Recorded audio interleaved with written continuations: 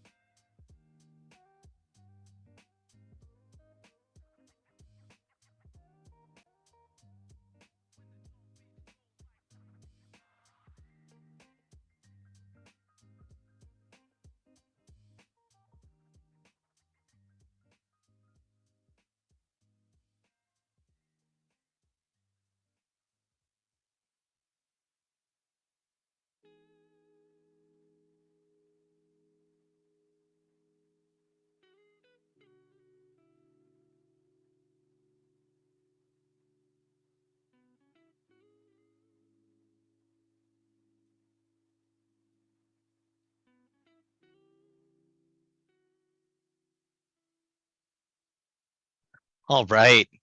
Good afternoon, everyone, and thank you so much for joining us today for APIAVote's 2022 post-election debrief. Today's theme is centered on API's growing power in the midterms and beyond. My name is Raymond Partolin. I use he, him pronouns, and I serve as the National Field Director here at Asian and Pacific Islander American Vote, or APIAVote for short. I'm based in Syracuse, New York, and if you haven't already, please feel free to use the chat to introduce yourselves with your name, your pronouns, the entity that you represent, and where you're based. We're super excited to have you all here today. We've got a jam-packed agenda, so let's go ahead and jump right in.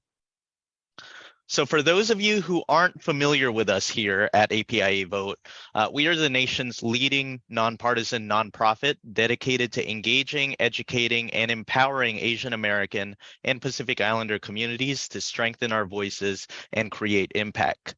We work with over 80 partners across 29 different states, and our goal is to help support and resource our movement for increased civic participation within our communities. And we do this by providing trainings, best practices, civic tools, and funds to our network, which we call the Alliance for Civic Empowerment. Our network is a space where API community leaders can come together, share learning, strategies, and tactics in order to be the best trusted messengers that we can be. We are exclusively a 501c3 organization, which means that we are fully nonpartisan. We don't support or oppose candidates for public office, and we are not aligned with any particular political party. We are here exclusively for the AAPI community. So at this point, I'm excited to provide a quick recap of what our network was able to accomplish in this pivotal midterm election. And afterwards, you're going to be hearing from some of our movement colleagues in a panel with 4 of our wonderful partners in 4 key states. So let's go ahead and jump in. First, I'm excited to share a little bit about what our network of partners was able to accomplish in 2022. As everyone here knows, we had a really incredible year as a community, and our partners were an integral part of that. So alongside our partners, we were able to send over 2 million pieces of direct mail to API households all across the country.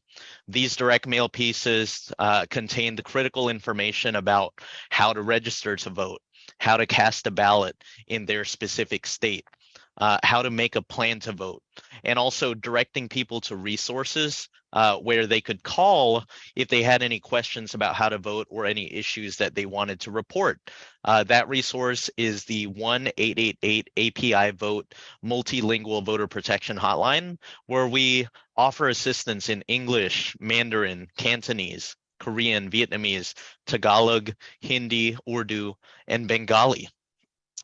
In addition to direct mail, we also worked alongside our partners to call every single person or attempt to call every single person who got mail from us or our partners.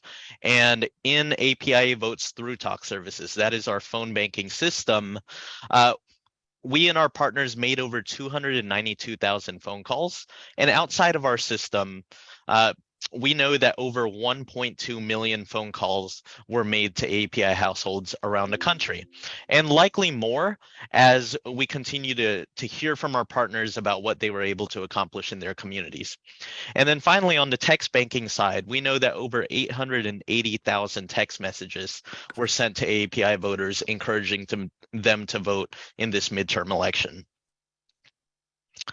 In 2022, according to TargetSmart, APIs increased their early voter turnout nationally by about 20.4%. This was an increase of over 331,000 votes cast. And this reinforces what we have already known after years of doing this work, that APIs generally enjoy the convenience and ease of voting early.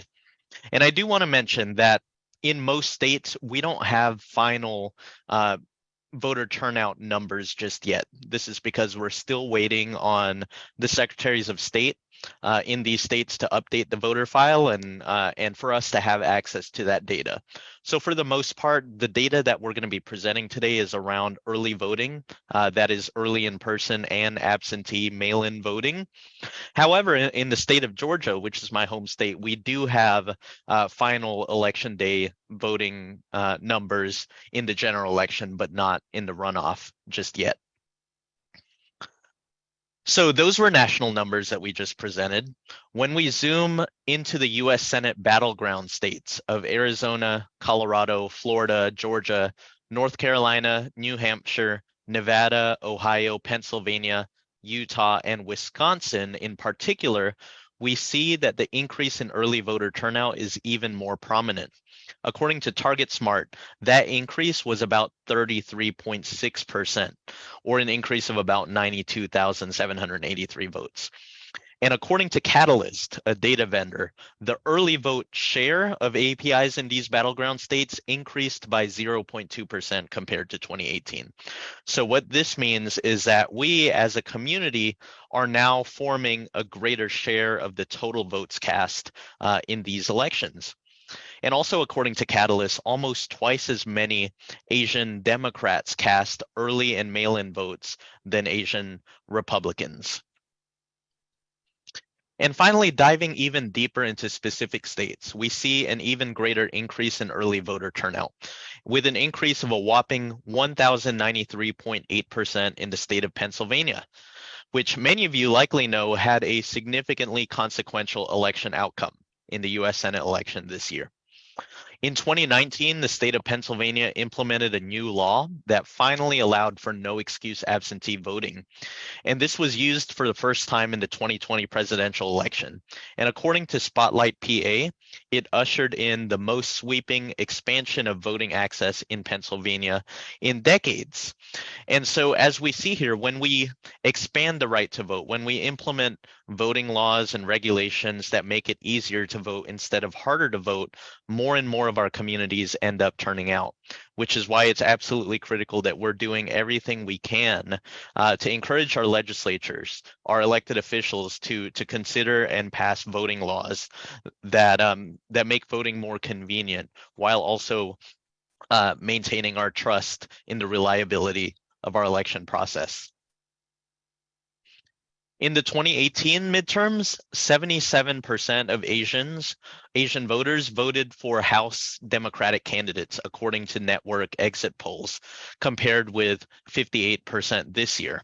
although data from the Associated Press VoteCast showed a smaller decline in Asian American support for Democrats from 2018 to 2022, 71% to 64%.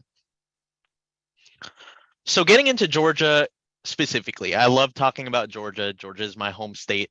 The state of Georgia has changed a ton in the last 8 years. So as of now, APIs form about 3.4% of the total electorate in the state of Georgia. This means that we have about we have over 253,000 eligible API voters in the state, and the population as a whole has grown by about 180% from the year 2000 into the present day. So looking at the year 2022, this midterm election that we just had, we know based on our analysis that over 110,000 ballots were cast by API voters this year.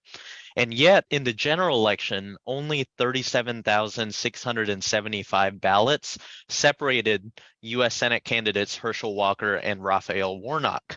And as folks in the room know, Georgia went into a runoff election, and this clearly illustrates just how critical of a part of the margin of victory the API community is now playing in elections all around the country. We not only see this in Georgia, but we see it in other states as well. And that's why I'm really excited to introduce you all to our panel in just a little bit, who will talk about the states of Arizona, Nevada, Pennsylvania, and I'm blanking on the last state. Nevada, and Texas, excuse me. So in 2020, we know that over 140,000 ballots were cast by Asian American voters in the 2020 presidential election. And President Biden won the state of Georgia by just 11,779 votes. So this again illustrates the growing power of the API community. So zooming into Georgia some more, we know that 98,038 Asian American voters voted in the general election of 2018. And in 2022, again, over 110,000 Asian Americans voted in the state. So we see an increase from 2018 into 2022. And this is also really interesting. On this slide, you see this is early voter turnout among Asian American voters. In the 2022 runoff election, we saw 39,796 Asian American voters cast a ballot early, compared to just 37,284 Asian American voters who cast a ballot early in the 2018 general election. So the reason this is interesting is because, generally speaking, less voters cast a ballot in runoff elections than they do in the general. But in this runoff in particular in 2022, we had more Asian American voters cast a ballot early in this runoff compared to the general of 2018.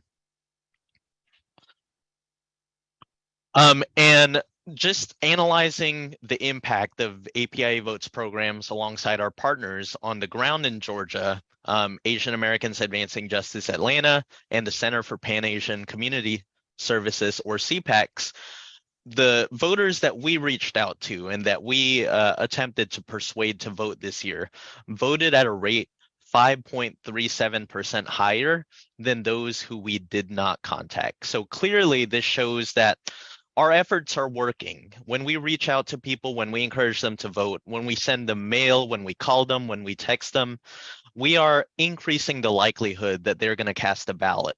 And when we cast our ballots at these rates, when we continue to participate in elections year after year, elected officials and candidates for public office are going to pay more attention to our community and are going to consider our needs and our concerns and are more likely to implement policies that benefit our community. So at this point, it's my pleasure to introduce our 4 panelists for today. We're thrilled to be joined by Jennifer Chow, the founder and executive director of Arizona ANHPI for Equity, Jennifer was born in downtown Los Angeles' Chinatown and currently resides in Tempe, Arizona. It was her personal experience being born to and raised by Chinese immigrant parents that informs her interests and her work today. In her career, she has been involved in and worked with organizations focused on serving the ANHPI community and youth leadership for the past decade. And in addition to being the founder and executive director of Arizona ANHPI for Equity, she is also the founder and executive director of Arizona ANHPI Advocates, which is a 501c4 organization. In the 2020 elections, the two organizations used a multi-pronged voter outreach approach that helped increase Arizona ANHPI voter turnout from 58% compared to 2016. As a mom to two young girls, she was motivated by her work to ensure that civil liberty and women's rights are preserved for the future of her daughters. We're also joined today by Miao Hong, who is the outreach manager for the Asian Community Development Council in Las Vegas, Nevada. Their organization provides direct services, education, and civic engagement opportunities to ANHPI communities in both the southern and northern ends of the state. Miao has been working with ANHPI civic engagement organizations and doing GOTV work since 2020 and is passionate about building the next generation of organizers through youth education. Next up, I'm excited to introduce Debbie Chen, who is the Executive Director of OCA Greater Houston. By day, Debbie is an immigration attorney at the law offices of Deborah Y. Chen and Associates, and a longtime community activist for the past 20 plus years. She's an expert in small minority, women, disadvantaged, business enterprise, government contracting programs, and supplier diversity.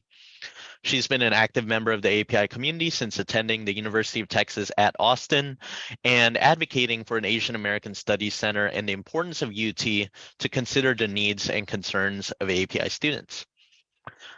Debbie received her JD from the South Texas College of Law and is a recipient of the Lyndon B. Johnson Civil Rights Award, the State Bar of Texas Appellate Section Distinguished Service Award, and the Garnett F. Coleman AmeriCorps Civic Volunteer Award.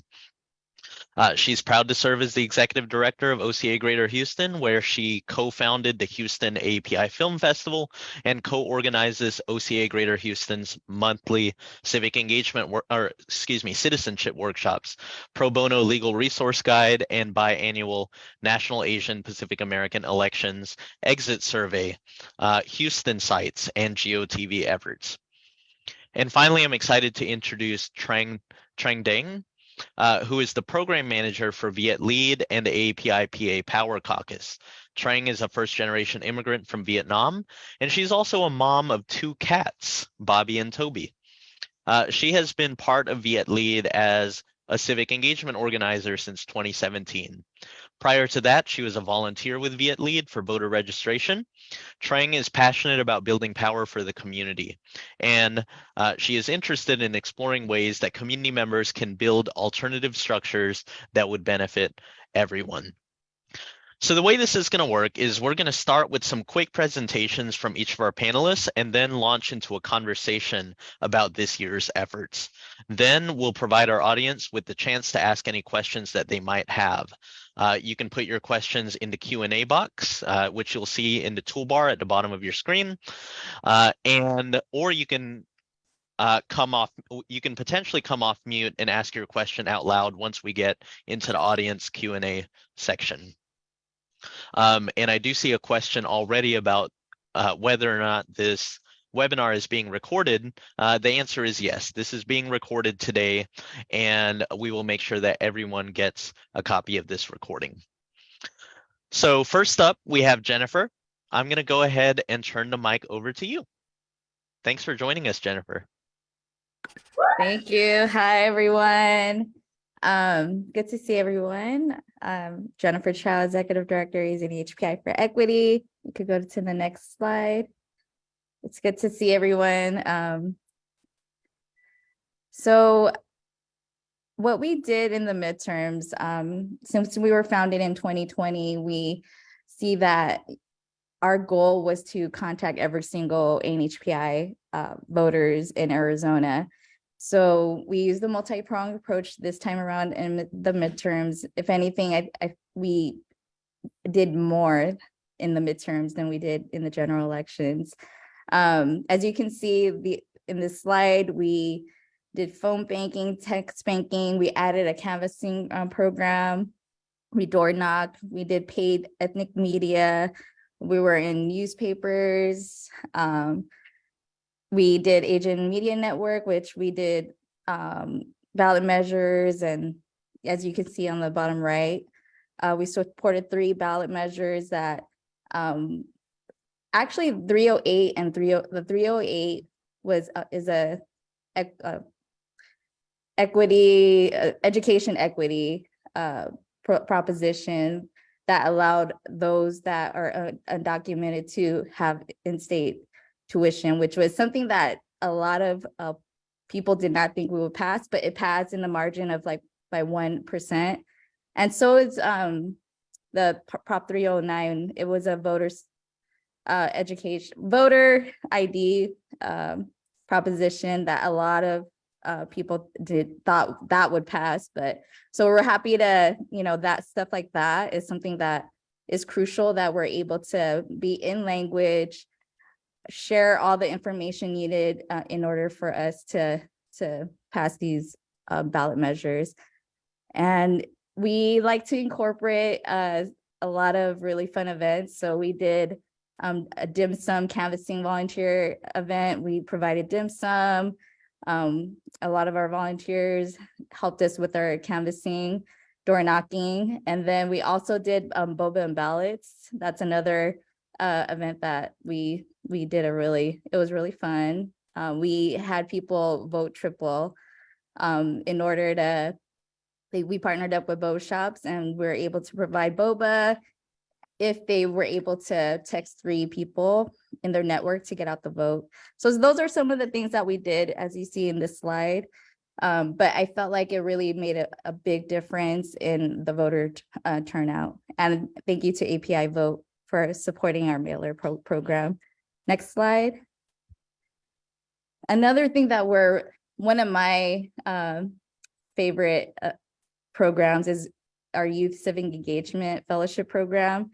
So we had a cohort of 22 high school, college students. And as you can see, those are the stuff that we trained them on. And the culminating project is for them to do voter registration on campus.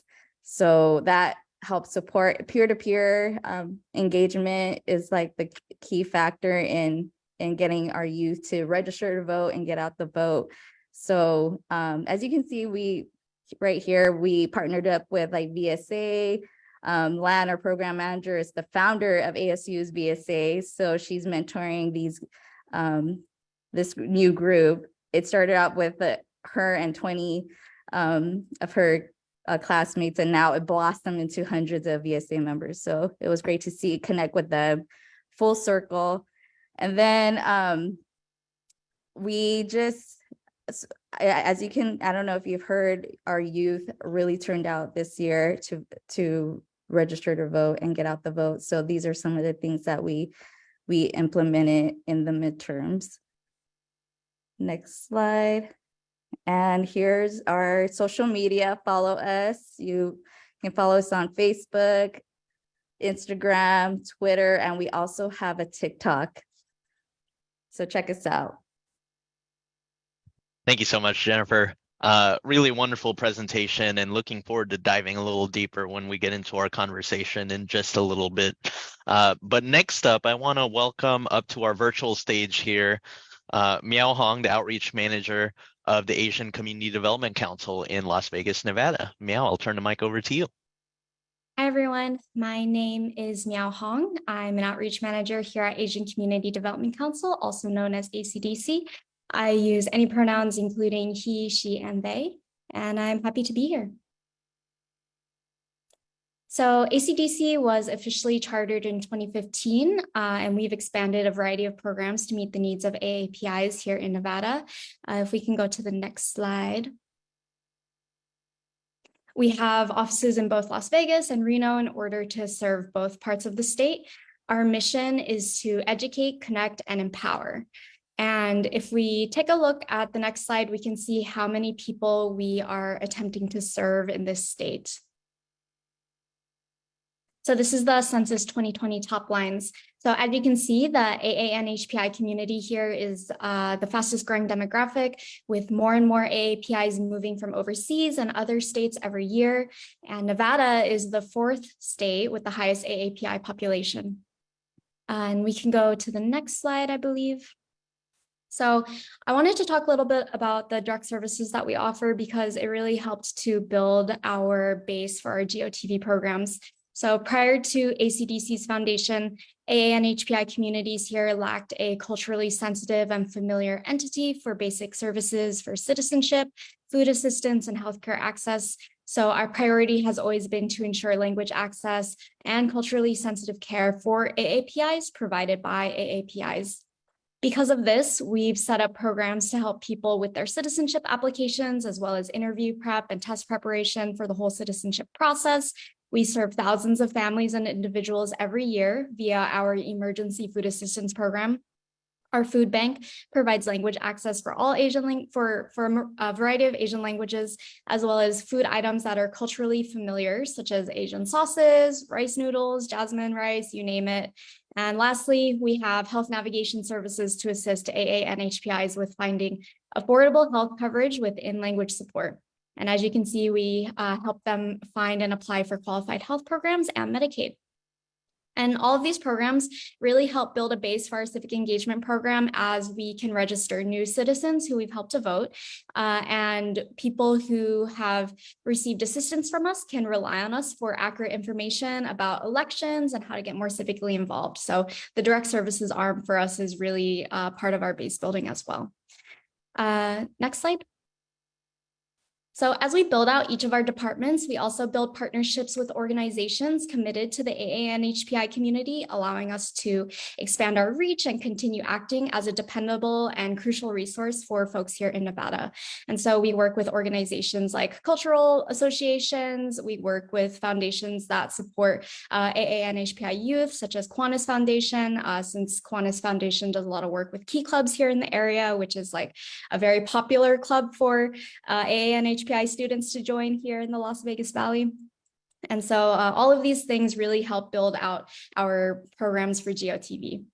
We can go on to the next slide. So this year, to prepare us for the election, we launched our voter registration project. This is not the first year that we've done voter registration, but this was certainly our most successful year and one of our largest programs. We focused heavily on youth engagement, as almost all of our canvassers were youth themselves. They were between the ages of 17 to 29 for sure. There were a lot of people who were kind of in the 18 to 24 range. And we ended up registering over 6,000 people to vote this year. And 49% of those people were between the ages of 18 and 29, which is the youth vote. Our youth engagement was a huge success. A lot of it had to do with the fact that we were connecting with high schools in Southern Nevada. So we visited 11 high schools, and we did over 70 high school presentations in their classrooms to teach them about how to register to vote, how you can vote, how to get ready for the general election. If they were 17 years old, then they could pre-register. And so we had an opportunity to teach them about pre-registration. If they're 18, of course, they can register if they're citizens and eligible. And we gave them the opportunity to register to vote right then and there in their classrooms. And so that was one of the most amazing things that I think we were able to do with our youth programming and youth engagement. Altogether, we made 93,489 phone calls. We had 80,545 SMS messages sent. And our focus was mainly on youth, newly naturalized Americans, citizens with low English proficiency, and formerly incarcerated individuals. So whenever we had canvassers go out into the field at locations such as Asian grocery stores, malls in Chinatown, Chinatown Plaza, all these places, places of faith, they would always let people know exactly how they can get registered to vote if they aren't eligible yet. If someone's like, oh, I'm a felon, then we would be able to tell them, hey, you can, if as long as you're not actively incarcerated, you can still, your voter, your right to vote has been restored. And so we can update your voter registration right now. And so we were always providing those opportunities while we were out in the field. Next slide, please. The next thing that I think is really great that we did was our Chinese voter guide project. And so there is a really heavy need for language access for the Chinese community out here. We have at least 33,000 Chinese residents here in Clark County alone. There's not a mandate yet for Chinese language to be for our election materials. And so that was something that we needed to address. So there's this thing that is called Section 203 of the Voting Rights Act, and it requires Clark County to provide election materials in Spanish and Tagalog because those languages and those communities meet the threshold. Chinese language missed the federal mandate by less than 500 people. And those language determinations are made, I believe, every 4 years. And so the language determination would not be made again until 2026. But we have an election in 2022 and an election coming up in 2024. And so this need for language access was extremely dire. And so what we did was we translated the voter guide by Clark County into Chinese, and we distributed if we could go to the next slide. We distributed 5,500 Chinese voter guides over the course of 1 month to Chinese serving community spaces. And so we gave language access to thousands of people in the Chinese community. The second thing that we did with this project was that we had helped draft a letter with All Voting is Local to urge Clark County to make sure that we can have funding for Chinese language for the next election, since the determination wouldn't be until 2026. So then instead we wanted to show them, hey, we have this need. We missed the threshold by 500 people.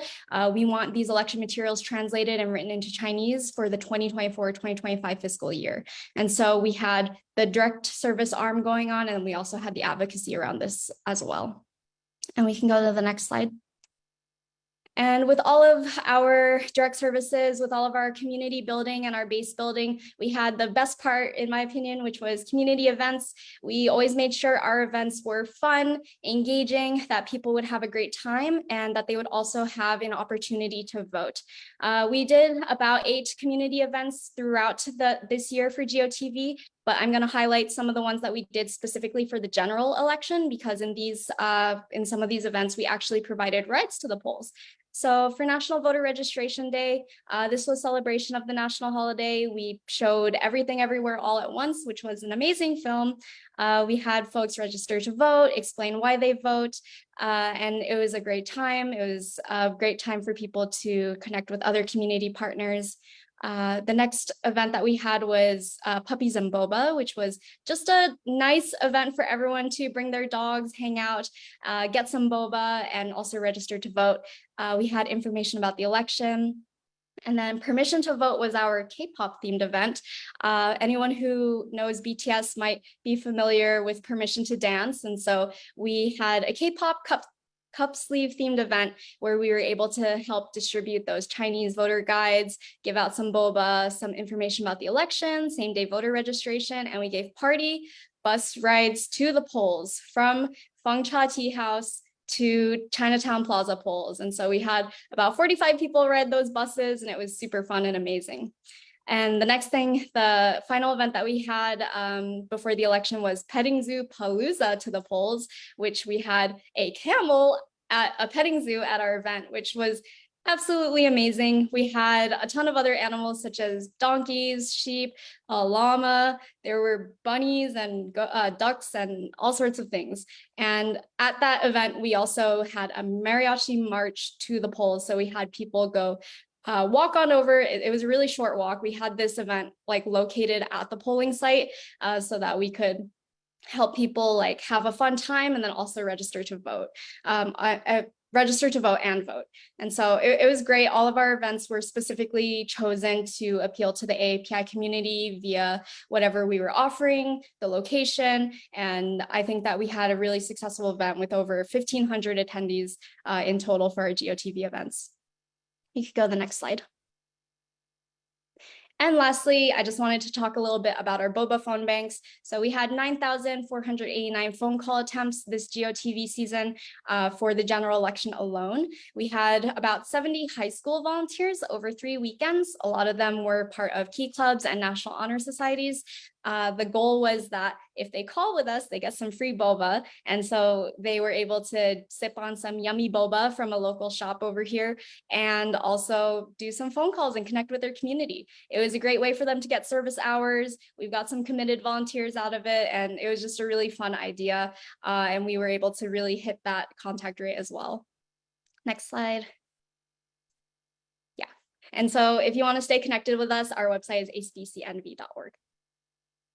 All right. Thank you so much, Meow. And I appreciate you for sharing your organization's website. All of our other panelists as well are welcome to drop their contact information in the chat, and also how to find their organization's website. In the interest of time, we're going to go ahead and move to our next speaker. We are delighted to have Debbie Chen, the founder and the executive director of OCA Greater Houston, here with us. Debbie, I'll turn it over to you. Thank you, Raymond. I apologize, the lighting here is not good. I'm sitting at the airport. Thank you, Raymond. So there's some key numbers I wanted to point out, because most people seem to think that, you know, with the last governor's race, that maybe Texas really isn't a purple state. I want to state that Texas absolutely is still a purple state. And from the numbers that you can see, right, from the 2016 through the 2022 elections, you can see that the actual numbers of API voters have increased on average of around 100,000 or more voters each time, right, each cycle. But even more importantly, in 2020, if you'll note, there was really only a 221,000 vote difference between Biden and Trump, okay, for the entire state, of which we had 74.5% turnout. Now, we don't know the turnout for 2022 yet. We won't know those numbers until the spring. But if you just look at those numbers and think for a moment, if 448,000 of the API community that was able to vote in that cycle alone, and we anticipate that we will continue to grow. We are the fastest growing minority in Texas. If you wouldn't mind going to the next slide, Raymond. So then what it means is the work that we do across the API community makes that much more of a difference. And so what I wanted to point out is, yes, Houston did these numbers, right, in 2022. We knocked on X number of doors, we called, you know, X number of households, we texted and we did these mailers, frankly, with a large amount of support with APIAVote. So thank you to APIAVote. But the real target goal, right, was we basically spent 2022 building an AAPI table, and we are building an AAPI state table. And the goal behind that is essentially, if we are able to increase our voter numbers from 2022 through 2024 by an additional 250,000 voters to turn them out, then we definitely would be that margin of victory in partnership with the Latinx and African-American and Indigenous communities here in Texas, because we're actually not that far behind. In this cycle, everybody's heard of Beto. Beto only lost Texas, or I should say he lost the governorship, only by 200-some thousand votes. And that was with a fairly low turnout from the BIPOC community. We believe the API community turned out in fairly high numbers due to the efforts of all of our partners across the state. So what is the significance of the 25,000 doors? The significance of that is it wasn't just the number of doors, right, based on that budget. It was the amount of time and effort we spent training field teams so that in the next few cycles, we would be able to work in partnership with our community partners. The AAPI table of Houston alone has 14 members. The state table in the future will have even more. We would be able to galvanize everyone to work together to be able to actually run large field campaigns similar to Georgia. It takes time to build that capacity. That's what we've invested in 2022. The other thing is in partnership with our other partners, we are trying to build youth organizers across the state. OCA Greater Houston and really OCA has a legacy of investing in building a pipeline of young leaders, young organizers. We are in 14 schools in Houston alone, across 10 college campuses across the state, the main campuses, the other campuses that we need to go through. And I encourage everyone, frankly, in your local area to look at the community colleges, right? Don't only look at the large, well-known schools. There's actually a huge number of our population that are in the community college systems. That's the next ground of territory that we need to go and organize youth. The other thing that we've done in 21 and 2022 is really there are two longer term ongoing lawsuits that we are in related to redistricting as well as the voter suppression laws of Texas. Next year is the Texas legislative session. We are working on bills in partnership with other groups around language access, AAPI curriculum, voter suppression. We know there are already anti-trans bills out there. We're concerned about quality health data. Those are some of the policy areas that we're working in partnership with other people, but utilizing that to actually build a network in preparation for Census 2030. Most of us are not thinking that far into 2030, really 2029, right? I would encourage everyone here to do what we are doing in Texas, to start saving a little bit amount of your annual budget so that come 2028, 2029, our community is ahead of the game, ahead of the curve to make sure that we have the resources to fight to get our people counted in the next census and be ready for the next redistricting cycle. But far beyond that, I think that Texas will turn blue in our lifetime, in these next 10 years, theoretically in 2024, if not 2026. And it's going to be because the AAPI community organized young people. Thank you.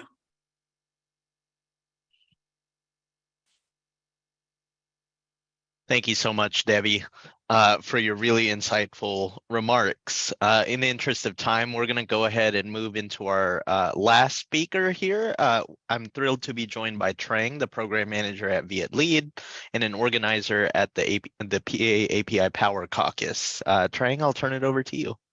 Yeah, hi everyone. My name is Trang. Pronounce she, hers. I am the program manager at Viet Lead, but I'm here today. We'll just introduce the work of our AAPI Power Caucus. Next slide, please. My colleague Wei Chen cannot be here because he's running his own campaign, which I will go a little bit over later about our work. But so AAPI Power Caucus was formed, I believe, right before the 2020 elections back in 2019.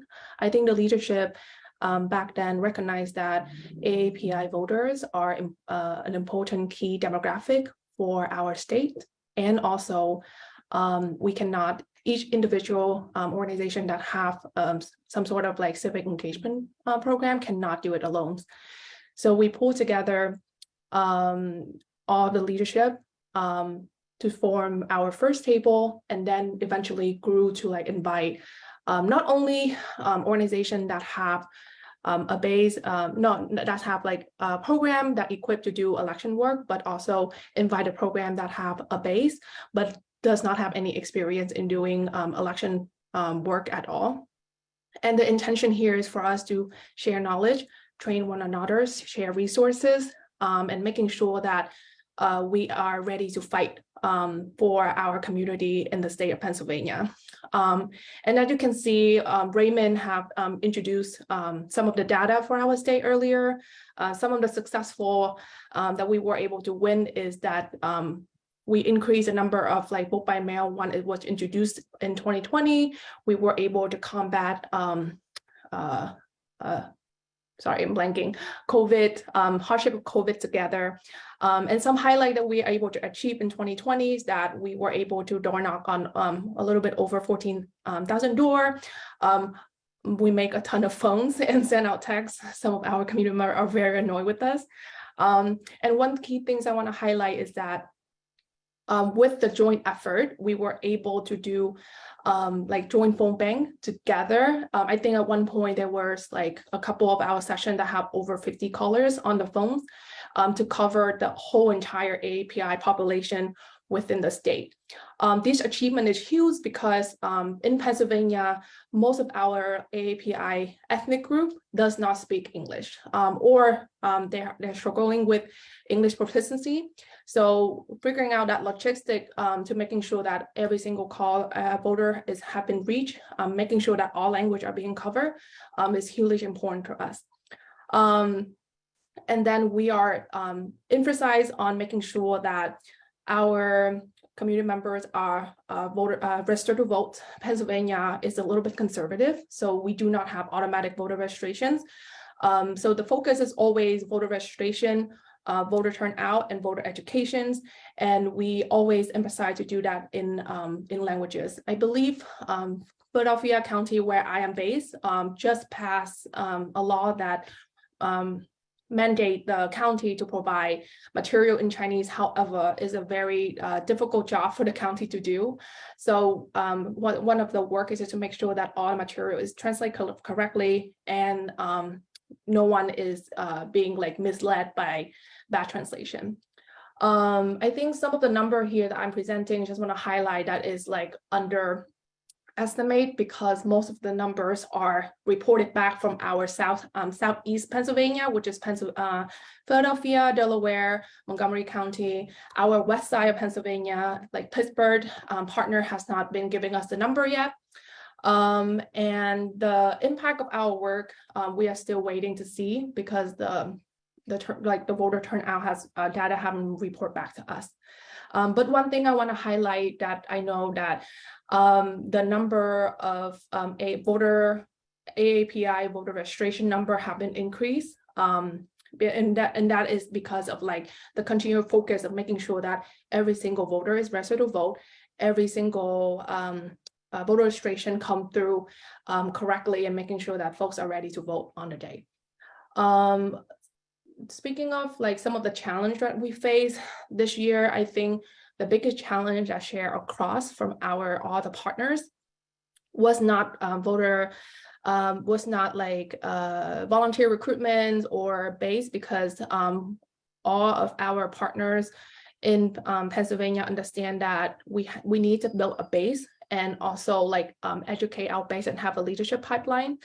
But the struggle that we faced is the, I guess, folks who are feeling defeated with the current condition that we're facing. I think that because it is a midterm elections, some of the folks or community member that we talk to have misdirect anger towards a lot of the things that are going on. And I think one of my colleague was sharing that it was hard to have volunteer or prepare volunteer or our base member or to go out and encourage folks to vote when they're struggling. The voter is struggling so much and doesn't have a direct solutions. Which brings me to my last point is that what are we gonna do differently, or if we have unlimited resources, what we would do is that focus on voter education. I think Pennsylvania has been not only the Asian community, but BIPOC community have been amazing work doing outreach. If you look at all the voter turnout, voter outreach number, Pennsylvania is pretty, our number are pretty impressive. However, moving forward, our at least specifically for our caucus in Pennsylvania, we want to focus on campaign organizing, voter educations. We have great opportunities in the next year when it is a local election year, to engage on different issue and campaign, and hopefully expand our base and develop our leadership further.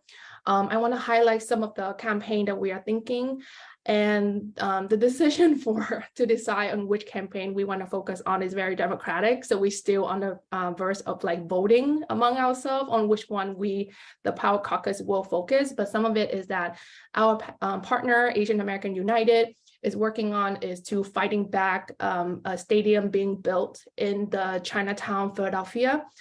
And make that a big, huge focus, because next year Philadelphia will be electing a new body of city council member and a new mayor. So hopefully we will able to engage Philadelphians voters in this issue, and making sure that we understand a corporation cannot just swoop in and go into our Chinatown, destroy the whole things, and then build a stadium and say that will be good for us. Some of the statewide campaign that we might decide on to work on is mental health crisis response, led by API-PA. And finally is to the last campaign that we are debating on to also support, which is making sure that critical race theories is being taught in different school districts across the state. And that is led by our partner, CARE. I will leave that here, and then I'm open for questions or more clarification later. Thank you. Thank you so much, Trang. Let's give a virtual round of applause to all of our panelists. All of you did absolutely wonderfully. We have about 9 minutes left here in our time together, and I wanted to just pose some questions to all of you to gather your thoughts on these things. But for all of our folks in the audience, if you have your own questions, we encourage you to put your question in the Q&A box, which you'll see at the bottom of your screen. And if we have some time before we wrap up here, we might invite one of you to come off mute and ask your question out loud. So let's go ahead and get into this. I'm going to stop sharing my screen right here so that you can see everyone. But my first question is for all of our panelists, but I'd like to start with Debbie. The question is, what do you think is the value of nonpartisan voter engagement work in a time when our nation is becoming increasingly polarized? And any of our other panelists are welcome to react and respond as well. Thank you, Raymond. So, we're all doing this work essentially why, right? Our goal is in a nonpartisan way to get power for our people. We want our people to vote, right? And I'll use Texas as the example. Texas is currently a red state. It could stay red, it could turn blue, it could stay purple. Right now, the reality is that candidates from both parties pretty much ignore the AAPI community. We're not really taken that seriously. Policymakers don't consistently actually take our community seriously or have us in mind, right? Us promoting everyone to go vote and being an educated voter can change that narrative. So, our goal ultimately is we want our people to go vote, to make policymakers be aware that, hey, we impact whether or not they get elected, whether or not they have a paycheck. Thank you, Debbie. Do any of our other panelists have any thoughts on the value of nonpartisan work? I just want to build upon and then add a little bit. I think the value of nonpartisan work, I think Meow highlighted it perfectly, is one way for us to organize our community, right? I think it's a lot of time when folks, normal folks, the first way they were politicized was through voting, was through coming out and then cast their ballot. And I think there's a huge opportunities for all of us here to engage folk further in specifically in different issues. But voting is always the first. For lack of a better word, gate door for folks to engage. And another way is also C3 work does not stop at voting. I think like it's town hall, it's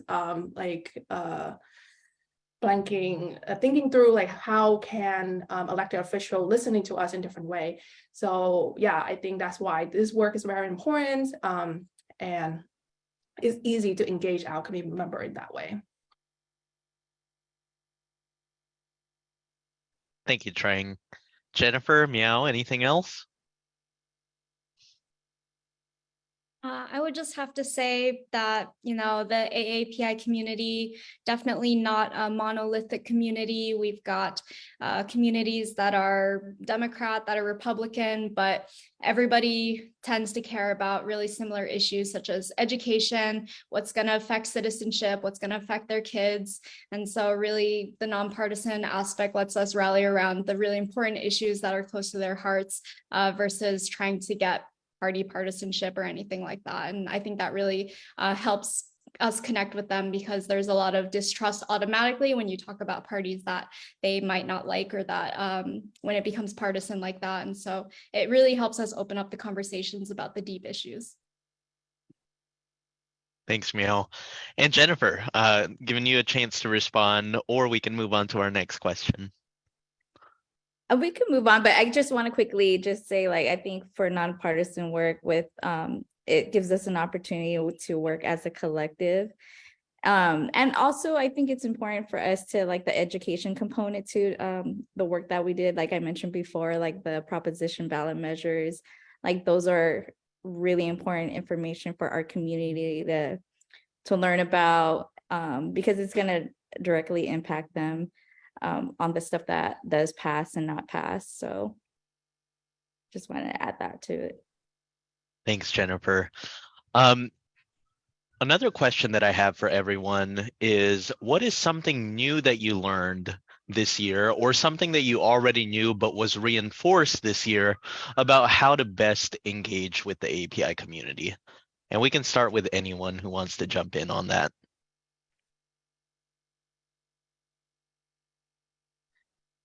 I'll say that the thing that was reinforced to me this year was that we have to meet people where they are, right?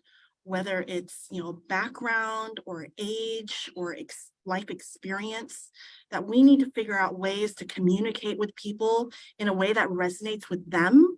We can say the same message, but in a different way, and we're going to be able to reach more people, and like really bringing stories to the table where they can feel a personal stake and see how this impacts them or their family or their community. That was the main thing that was, I would say, was a reaffirmation this year. I'd like to add, for me, like right now we're in a heavy reliant on technology and digital media, social media, but the in-person connection of the in-person, face-to-face, one-on-one conversations was key and important to the voter engagement work. So now we started our canvassing program. We were able to host a lot of events, but I think for us, being able to speak in language, communicate, have meaningful conversations about like issues and even like, information on voting, like we were able to provide that in person. And one thing I wanted to share, like we did a voter registration program, canvassing program, and one of our canvassers registered someone. And when we segue into our canvassing GOTV, knocking on doors, when this canvasser knocked on this person's door, that person recognized him, and he registered this person to vote. They're like, hey, you registered for me to vote. Like, it's just like great to see that conversation. They were just so happy to see each other, and he was able to provide like that information on voting. It's just stuff like that. I don't know. I thought that was a really cool story, that you register someone and you knock on the door, able to provide that information. But in-person canvassing face-to-face was really important. That I knew that was important for this year. Thank you, Jennifer. Meow or Trang, anything you have to offer on that particular question? Yeah, I think the point about language access, super important. When somebody picks up the phone and someone's speaking English to them already and they have low English proficiency, they're not really going to want to stay on. But when you ask them in their native language, is it better for me to speak with you in Vietnamese? And they're like, oh my goodness, yes. The relief that they feel from being able to connect with someone, even when they can't see them face to face, it's a great alternative so that we can have our volunteers calling them, since like not everyone can come to an in-person event. So this is just a great way for us to really make that connection right off the bat. And then we can have them on the phone even longer to really talk about the issues and gauge where they're at. And so I think it's always just been so much more successful for us to have in language phone banks and in language access. And I guess everyone covered all the points already, but one last point, and Debbie covers really well, is that it have to be coordinated work. I think like things cannot happen in silo. Having a state table really help. I think like all the Asian partner at the Power Caucus are like member of different state table in different areas. So I think that's really help. And also this space, right? Sharing experience. I'm like fangirling over Mel outreaching plan. I would be like, can you send me all your plans? But yeah, I think I love coordinated work will help not only for us, but like for everyone. Great. Well, thank you all so much. We are at time. So we're going to go ahead and wrap up. But again, thank you so much to all 4 of our panelists for joining us today. Thank you to our audience for making the time to join us this evening. We invite you to connect with us on Facebook, Twitter, Instagram, LinkedIn, or YouTube. We are at APIAVote on all of these platforms, and you can visit our website at www.apiavote.org to learn more. And with that, we hope you have a wonderful rest of your evening. We will see you next time. Enjoy your holiday season.